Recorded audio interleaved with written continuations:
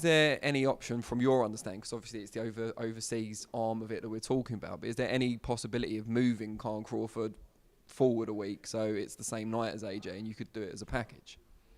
I don't know. This hasn't been discussed at all. I mean, at the moment, Anthony Joshua doesn't have an opponent for April the 13th. I've got to catch up with Eddie. I don't know where we are with Dillian White. With Deontay Wilder, I believe, is not returning any calls or emails. I think Tyson Fury has returned a couple of calls, or they've certainly been talking. So that's interesting. I mean, look, I think that Fury fights Wilder in a rematch, and I think AJ fights Dillian on April the 13th. And if that's the case, I don't know where Crawford and Khan will fit in, but it's a very important fight worldwide. And it's a fight that we're all going to be interested in, obviously.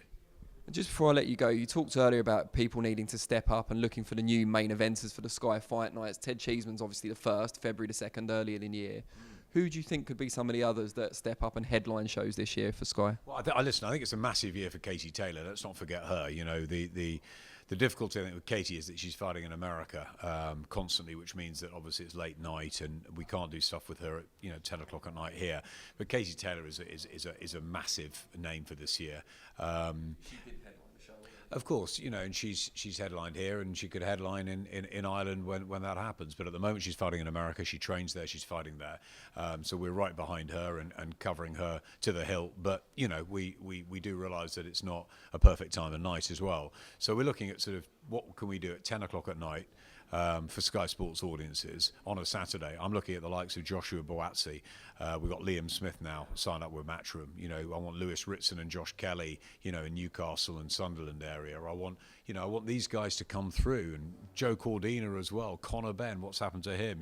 We need these guys to step up. Fowler, Fitzgerald. There's a lot of good fighters out there. There's a lot of good matches to be made, and this is the year for the young to come and prove their point, take their opportunities, and I reckon by the end of 2019, we're going to have a couple knocking at the door for the real breakthroughs, for challenging for world titles. Look at little Charlie Edwards, people have forgotten about him, lost his world title fight, what's going to happen with him. Suddenly, he comes good on the White Chisora fight and card, and it was a wonderful moment for him. So we can do some stuff with Charlie as well. There's lots of opportunities, Danny, this year.